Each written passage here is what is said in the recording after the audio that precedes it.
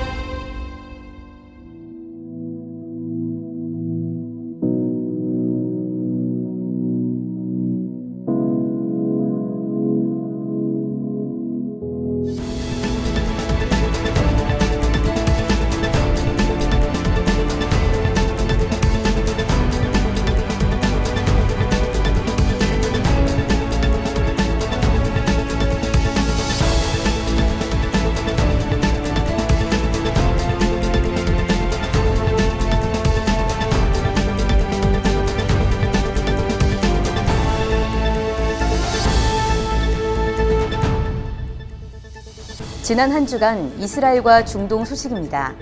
4월 2일 이스라엘 정부가 이타메르 벤 그비르 국가안보부 장관 휘하에 국가방위군을 설립하도록 승인했습니다. 총리실은 이 국가방위군이 아랍계 이스라엘 시민들과 유대인들 간의 무력 충돌과 같은 국가 비상 상황에 대비해 이를 전담하는 군대라고 설명했습니다.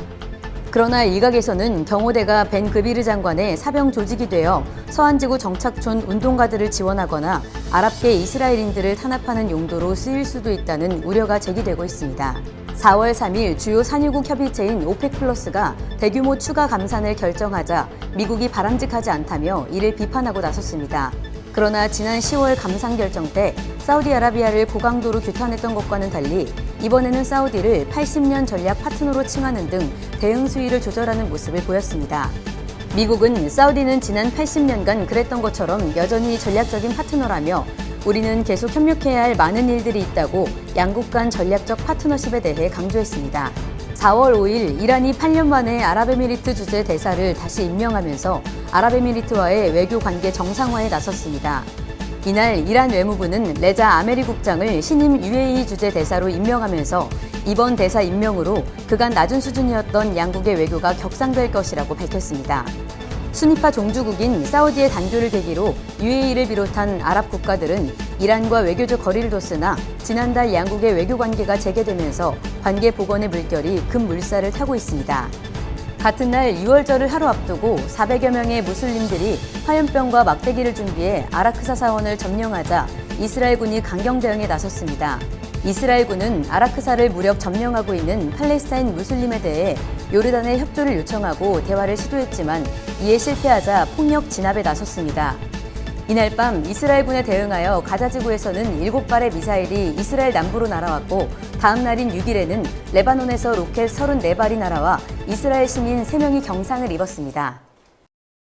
오랜만에 인사드리겠습니다. 2023년 4월 12일자 이스라엘 투데이 시작합니다. 지난주에는 이스라엘의 6월절과 팔레스타인의 라마단이 겹치면서 예루살렘의 아라크사 사원에서 대규모 충돌이 있었죠. 이렇게 이스라엘과 이스라엘을 둘러싼 중동 여러 나라에서 크고 작은 일들이 있었는데 그중에서도 오늘 이스라엘 투데이에서 중동 전문 분석가이신 조현영님과 함께 집중적으로 알아볼 첫 번째 이슈부터 화면으로 만나보시겠습니다.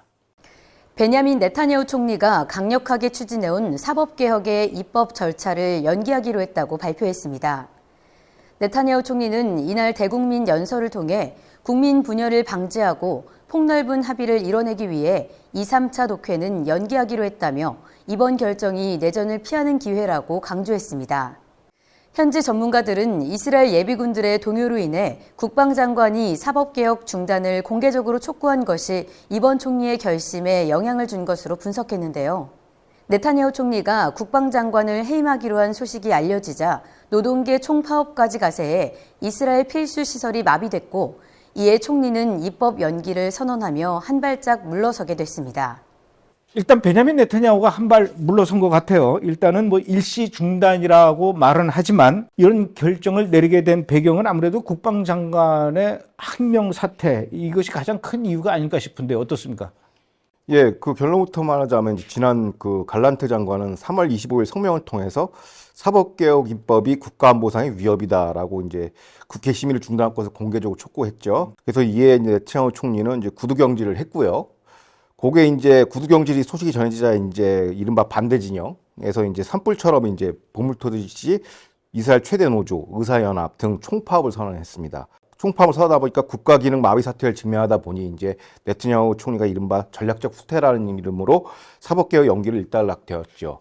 또 현재 총리는 국방장관 경질 연기라는 명목으로 유임을 한 상태입니다. 그러니까 이런 배경을 이제 유추해 보면은 이제 안보 상황이 녹록치 않다라는 것이 핵심 사안이라고 보여집니다. 제가 아까 말씀드렸던 것처럼 지난주에 그 예루살렘 아라크사 사원에서 아주 큰 충돌이 있었지 않습니까? 그것과 맞물려서 이제 막 가자 지구에서도 이스라엘 쪽으로 로켓을 쏴대고 또 레바논과 시리아 쪽에서도 이스라엘 쪽으로 로켓을 쏴대고 위에서 아래서 아주 막 굉장히 이스라엘의 안보가 그런 위험한 상황인데 국방장관까지 이제 막 경질 뭐 이런 얘기가 나오는 게 아무래도 네타냐후 총리 입장에서는 부담이 됐을 거라는 생각은 드는데 거기에다가 미국의 조 바이든 대통령까지도 베냐민 네타냐후한테 전화를 하고 또 미국에 있는 유대인 단체까지도 지금 뭐 이스라엘에서 막 일어나고 있는 그 사법개혁 반대를 지지한다 이런 입장까지도 표명했다고 그러더라고요. 이게 단순 뭐 지지한다 이게 아니라 사실상 그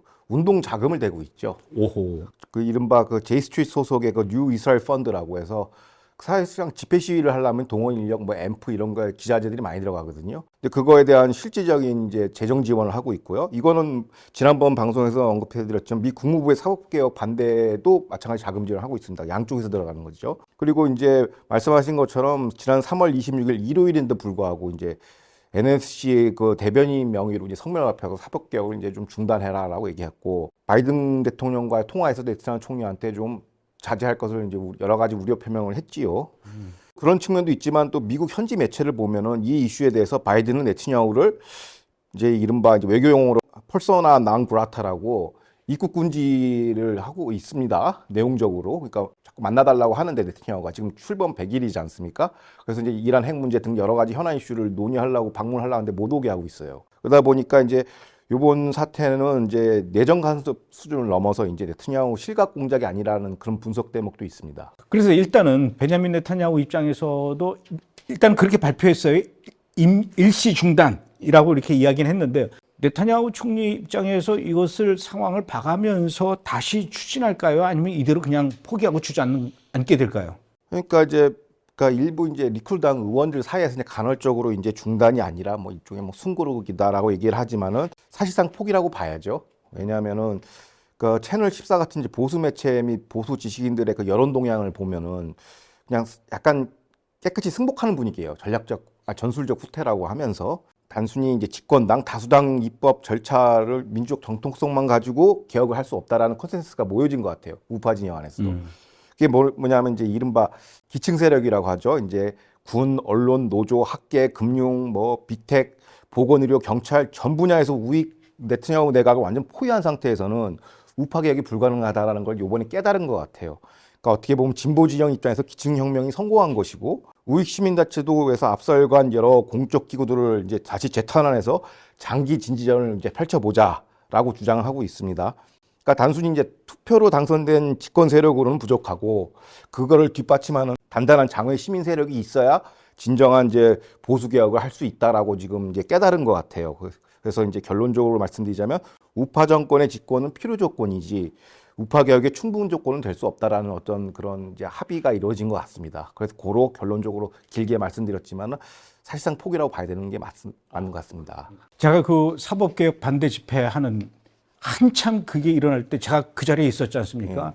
가서 보니까 예루살렘에 있는 기차역 굉장히 깊어요. 거기서 이제 에스컬레이터를 타고 지상으로 올라오는데 굉장히 오랜 시간 동안 이렇게 쭉 에스컬레이터가 오는데 저 끝에서부터 이 사법개혁 반대 집회하는 사람들, 시위대들이 막 몰려 내려오는데 처음엔 그냥 봤어요. 근데 너무 이 사람들의 물결이 많고 끝이 없다 보니까 어느 순간에 저도 모르게 이제 핸드폰으로 그 장면을 동영상으로 찍었는데, 이야, 정말 사법개혁 반대하는 이 시위대들의 숫자가 꽤 많구나라고 생각을 했는데, 막상 또 현지에 가서 그 유대인들, 이스라엘 사람들, 현지인들 얘기를 들어보니까 워낙 언론에서 이 사법개혁을 반대하는 사람들의 그 이 시위 모습과 이 사람들의 목소리들만 지금 막 대대적으로 보도를 해서 이스라엘 전체가 지금 사법개혁을 반대하는 것처럼 보이지만 사실은 사법개혁을 지지하는 사람도 꽤 많이 있다, 이런 얘기를 하더라고요. 예, 그게 이제 일면이 아니라 타당성이 있는 얘기인가. 왜냐하면 일단 표심으로 사법개혁 공약으로 현 집권 세력이 탄생했으므로 여론조사보다는 가장 정확한 지표가 선거거든요. 그래서 사법개혁 찬성론자들이 다수라는 거는 이제 부정할 수 없는 현실인데, 과거 우리나라 이제 태극기 집회 보면 사법처럼 이제 사법개혁 지지 집회는 언론에서 아예 조명을 안 합니다. 그래서 이제 실제로 로이터 통신도 사법개혁 지지 집회가 있었어요. 대규모로. 근데 그 집회 사진을 반대 집회 자료 사진으로 써버리는 약간 이런 사태도 있었거든요. 그러니까 언론 감시를 집중적으로 하다 보면은 이제 그런 것들이 이제 편향성이 눈에 띄죠. 언론의 왜곡이네요, 그거는. 그렇죠. 사법개혁을 반대하는 사람들의 그 행동이 좀 지나친 것도 문제인 것 같아요. 너무 그 폭력적이고, 그리고 그 길을 막아버리니까 아주 그냥 도시를 마비시키더라고요. 이 사람들 굉장히 폭력적인 건 맞죠? 그러니까 이제 뭐 감독님 직접 현장에 계셔서 알겠지만, 이제 요즘에는 SNS가 발달해서 다양한 이스라엘 뭐 트위터들이 계속 올라오거든요. 그 영상들이. 그럼 보면 말씀하신 것처럼 뭐 지하철뿐만 아니라 주요 거점 도로도 점거하고요, 공항도 점거하고, 핵심 시설이죠. 근데 경찰한테도 이제 폭력을 행사하는 경우도 영상이 자주 포착이 됐고, 또 지나가는 일반의 행인들한테도 왜 너는 집회 시위에 참여 안 하냐고 뭐 일종의 좀 과격한 언사도 하고요. 그다음에 결정적인 게 뭐냐면, 약간 이건 정치 테러라고 보는 게, 보수 시민단체 연구소를 막 습격하면서 그게 과거 우리나라 막 이렇게 꽹가리치고 막 영업 그 업무 방해하듯이 그런 행태를 보이고 있고, 좀 이루말할 수가 없는 것 같습니다. 그런데 이번에 그 베냐민 네탄야후의 그 사법 개혁 그 드라이브가 일시 중단된 것을 두고 미국에서는 그 이 합법적으로 당선된 트럼프 대통령, 전 대통령이죠. 이 트럼프 대통령을 향해서 이 축출 운동이라든가 이 반트럼프 운동, 이런 것과 유사한 형태를 띠고 있다라는 분석이 있습니다. 이건 무슨 얘기예요? 그러니까 이게 약간 조직성, 시스테메릭한 그런 반대 운동인데, 이게 단순히 뭐 정치적 의견이 달라서 반대하는 거랑 좀 차원이 다른 새로운 어나더 레벨인데, 뭐냐면 반대 진영은, 트럼프나 네타냐후 반대 진영은 이제 막 폭력 시위를 하는 것이죠. 그러니까 미국에서 대표적으로 이제 안티파나 BLM 운동이 폭력태를 그대로 답습하고 있어요, 이스라엘이. 일례로 크네세트 의원들 가족들 직접적으로 위협을 한다든지, 그 리쿨당 집권당이라는 의원들, 그 사법개혁에 찬성하는 의원들을 찾아가서 공항 이제 교통시설 점거, 그다음에 보수 싱크탱크 점거 등의 폭도적 행태가 있는데, 미국도 당시 그러니까 트럼프 행정부 말기였죠. 한참 코로나가 기승해가지고 락다운하고 이제 사회적 거리두기 하고 있는데, 안티파 BLM 그 폭도들은 사실상 포틀랜드를 거의 해방구로 만들어놨어요. 연방 건물에 불 질러버리고, 뭐 장애 집회도 계속 이어가고, 사람들한테 마스크 씌우면서 이제 사회적 거리두기 하라고 했는데도 이제 치위대는 계속 나오고, 거기에 대해서 이제 CNN이나 미국 주류 언론들이 그걸 긍정 보도했단 말이에요. 언론 매체 얘기가 자꾸 나오는데, 그 편향성에 대해서. 그러니까 이스라엘 같은 경우는 채널 11, 12, 13은 미국의 어떻게 보면 CNN, MSNBC와 보도 행태가 유사하고요. 헤르츠 신문은 뉴욕타임스, 카리브, 그 다음에 에리오트 이하로 신문은 워싱턴 포스트와 LA 타임스의 역할을 하면서 반 네타냐후, 반 트럼프 거의 선동 보도를 계속 내놓고 있어요. 그러니까 그 너무 아이덴티컬해가지고 약간 기시감, 데자뷰를 느낄 정도로 이 영화 어디서 많이 봤는데 같은 느낌을 그대로 보여주고 있고요. 트럼프 같은 경우는 실체 없는 이제 카다라 뉴스로 해서 이제 러시아 게이트 탄핵, 뭐 우크라이나 탄핵, 소위 얘기하는 레거시 미디어가 거시 선동에 앞장섰고요. 그 다음에 트럼프 행정부의 핵심 어젠다 이제 이민법, 남부 이제 장벽 건설에 관한 정책적인 걸 갖다가 인종차별하면서 막 그 강력한 시위를 하는데, 이게 그냥 그 폴리스 라인스 하는 시위가 아니라 거의 폭도 행태였어요. 그래서 그런 뭐 했는데, 요번에 네타냐후 사법개혁에 관한 이제 반대 집회도 자세히 들여다보니까 네타냐후 사법개혁은 사실상 사법 정상화거든요. 어떤 기준으로 봐도. 근데 이거는 킹 비비의 권력 장기화를 위해서 한 뭐 나치, 파시스트 독재자 운동이라고 지금 막 계속 그 담론을 퍼뜨려 나가고 있고, 유일하게 브레드 TV만 그걸 이제 반대 얘기를 하고 있는데 과거에 이제 트럼프 행정부 때도 이제 그런 비슷한 그 외신 보도 그런 것들이 비슷한 양태를 보여서 이거는 어떻게 보면은 이제 약간 조직적이고 좀 정교한 선동이라고 볼 수 있습니다. 국내 정치 문제에 대해서 국내 언론이 취하는 이 스탠스는 뭐 여러 가지 이해관계가 있고 또 언론사도 우리나라에서 뭐 생존해야 되기 때문에 뭐 어쩔 수는 없다 치지만 외국 문제를 볼 때 우리 제3자 입장에서는 적어도 중립적인 입장은 지켜야 되는데 최소한 양비론이라도 해줘도 괜찮은데 하여튼 뭐 빨리 안정이 돼야 될 것 같아요.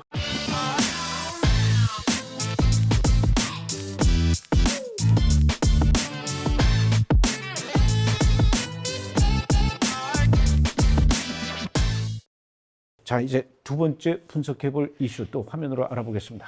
지난 4월 4일 새벽 시리아 수도 다마스쿠스 남쪽 교회에 이스라엘군이 미사일 공습을 가해 민간인 2명이 죽고 많은 재산 피해가 났습니다. 이스라엘이 시리아 내에서 이란을 향해 벌이고 있는 이 그림자 전쟁으로 인해 최근 며칠 동안 다마스쿠스 지역에 4차례의 공습이 있었고 지난 주일에 이란군 장교 2명이 살해됐습니다.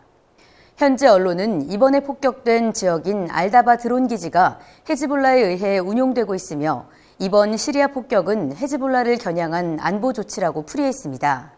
더불어 헤즈볼라의 안보 위협이 격상될 경우 이스라엘은 제한적인 억제력을 포기하고 헤즈볼라에 대한 전면전을 준비해야 한다는 목소리가 제기되고 있습니다.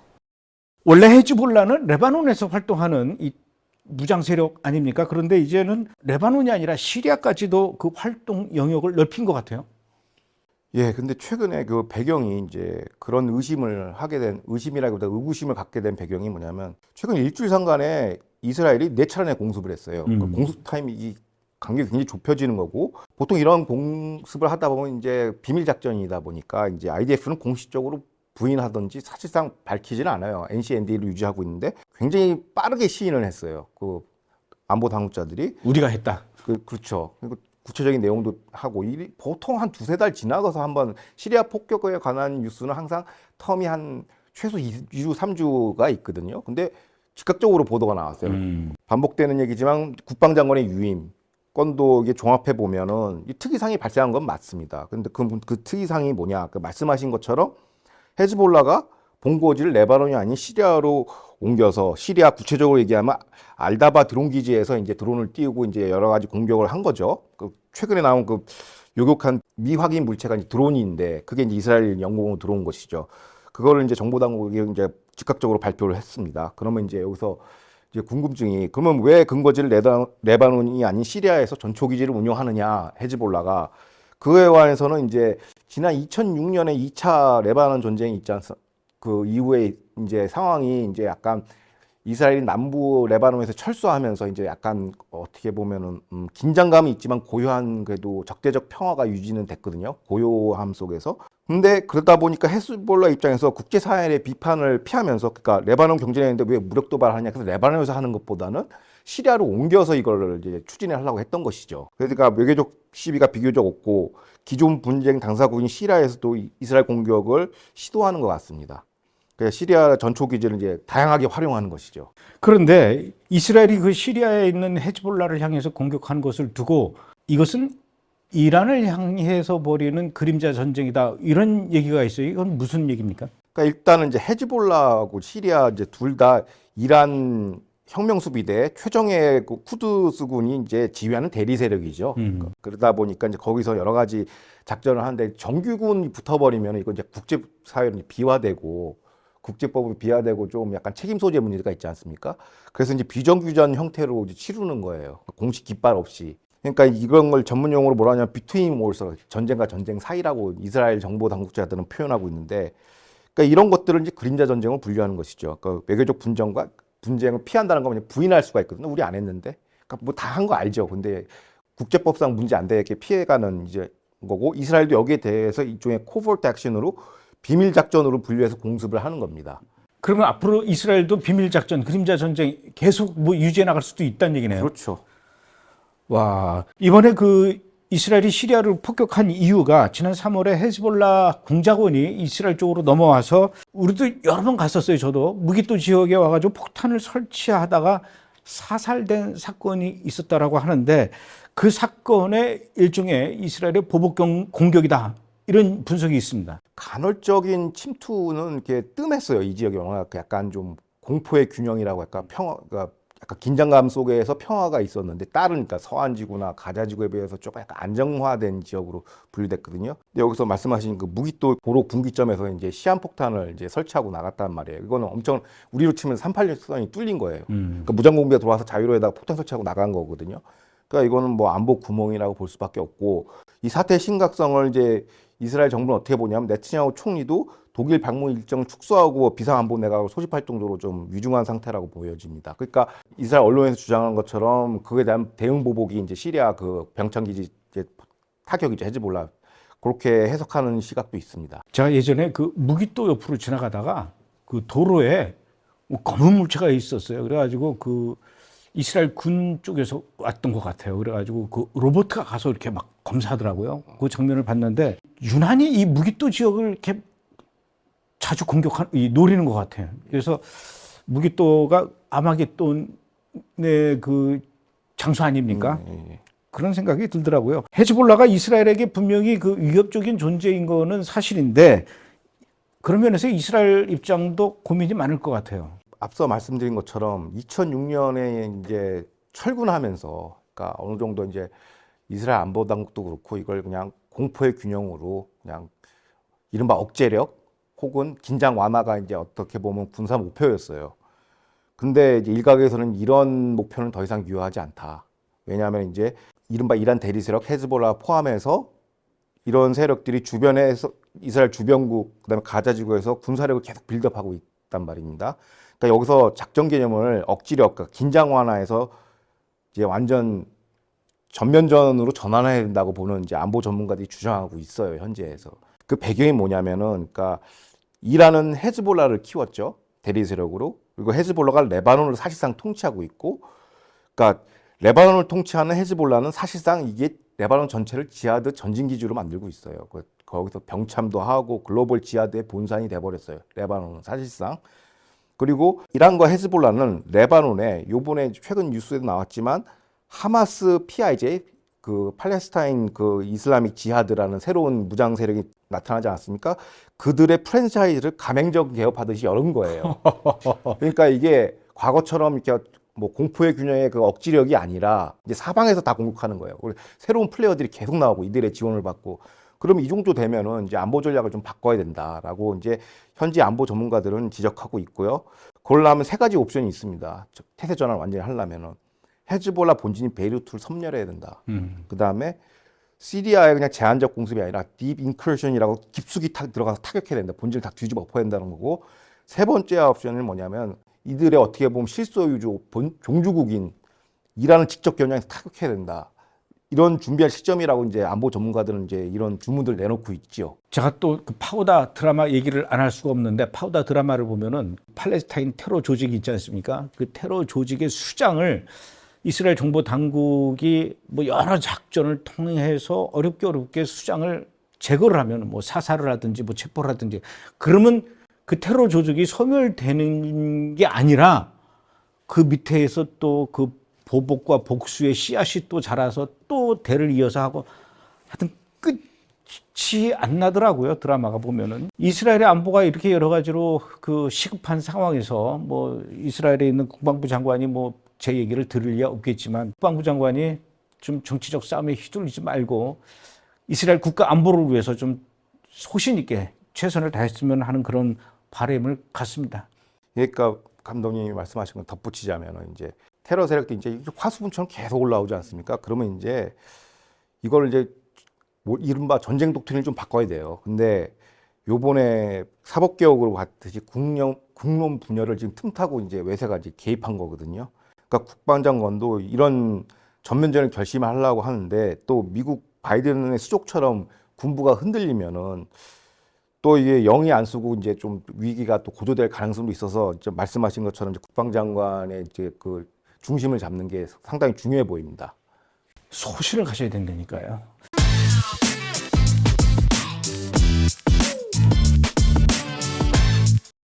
또 세 번째 분석 이슈 알아보도록 하겠습니다. 미 바이든 정부가 최근 몇 주 동안 이란이 핵 활동을 일부 중지할 경우 제재를 일부 풀어주는 방식의 협상 방안을 논의하고 있다고 미국 매체 악시오스가 보도했습니다. 미국은 이란의 농축 우라늄을 60%로 동결하는 대신 석유화학과 자동차, 건설 등 17개 분야에 대한 대이란 제재 행정명령을 철회하는 조건을 제시한 것으로 알려졌습니다. 한 이스라엘 당국자와 서방 외교관은 이에 대해 이란이 미국의 제안을 알고 있지만 현재까지는 거부하고 있다고 밝혔습니다. 현지 매체는 이란 제재 철회로 발생하는 300억 달러의 경제 효과와 핵 개발을 용인해 이란이 중동을 장악하도록 지원하는 바이든 행정부의 새로운 중동 정책이 탄력을 받고 있다고 분석했습니다.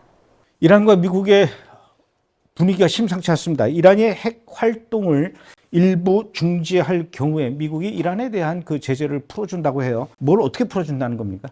그러니까 이런 이제 사항들을 이제 지난 2월부터 이스라엘, 프랑스, 독일, 영국과 이미 상의를 했다고 그래요. 그러니까 논의를 해왔다고 했는데 그 구체적인 내용이 뭐냐면 미국이 제시한 협상 조건은 이제 이란이 농축 우라늄을 60%로 동결 대가로 미국은 제재를 완화해주겠다.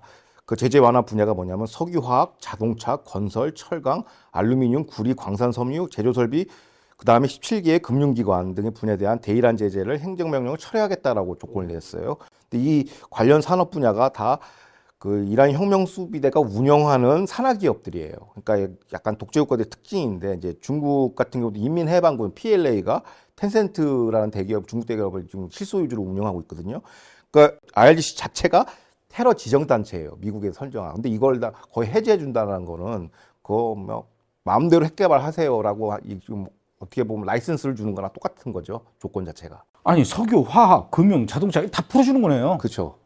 가장 중요한 부분을 풀어주는 건데 우리가 알기로는 뭐 이란에 이미 순도 84%의 고농축 우라늄을 보유한 것으로 알려져 있는데 이제 와서 이거 60%로 동결한다라는 건 무슨 소리입니까? 이란이 뭐 60%로 동결할 리가 있을까요?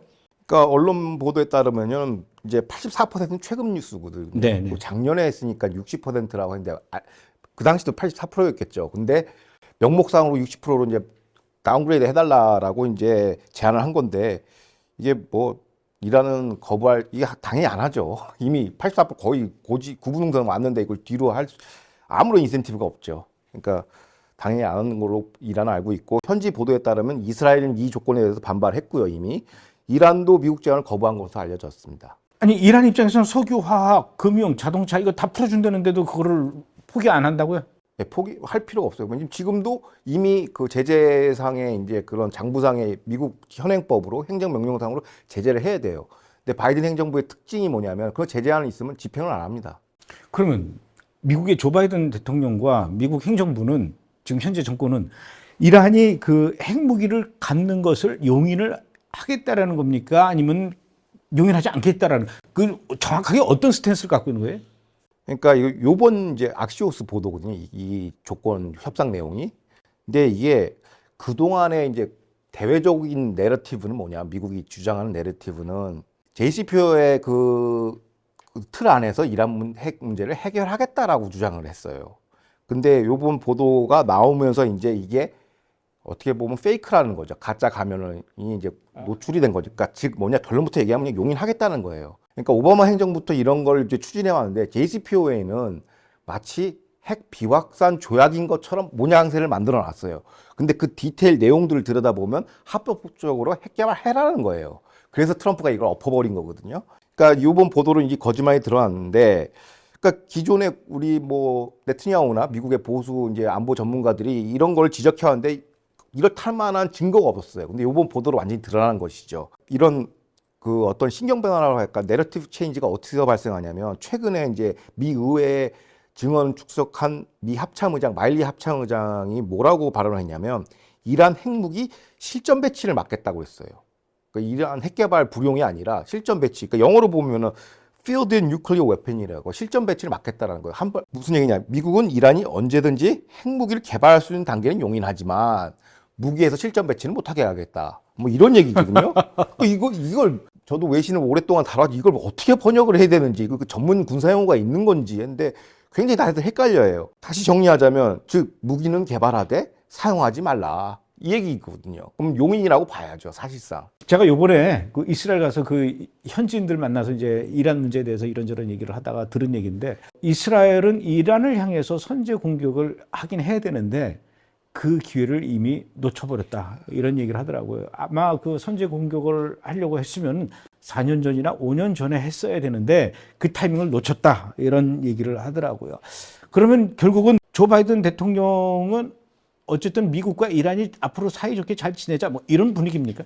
과거 이제 브레티비에서도 계속 이제 분석해드렸지만, 미국의 친이란 중동 질서 재편에 관해서 이제 하겠다고 이제 깐 거예요. 이제 이제 오픈하고 이제 이렇게 하겠다라고 이제 하는 거니까 가면을 벗고 나갔다고 봐야죠. 미국 대통령이 바뀌고 또 정권이 바뀌면 또 바뀔 거 아닙니까? 당연히 바뀌는데 참 집권 가능성을 공화당이 기도해야 되는 입장이죠. 네. 어떻게 보면. 현 상황으로 보면은 미국과 이스라엘이 이 베냐민 네타냐후의 사법 개혁에 대한 그 입장도 서로 다르고, 네타냐후는 사법 개혁해야 된다, 또 미국은 하지 마라, 이런 상황이고, 이란의 핵 문제를 다루는 부분에 대해서도 지금 미국하고 이스라엘은 완전히 지금 정반대의 길을 가고 있는데, 이런 상황이라면 당분간 앞으로 미국과 이스라엘과 이 두 나라 간의 뭐 화해나 협치나 행복한 동행, 이걸 기대하기는 좀 쉽지는 않을 것 같아요. 그러니까 제가 이제 이 이스라엘 뉴스를 다루면서 최근에 왜 미국이 그렇게 막 사법개혁 반대에 목을 매는지를 몰랐어요, 솔직히.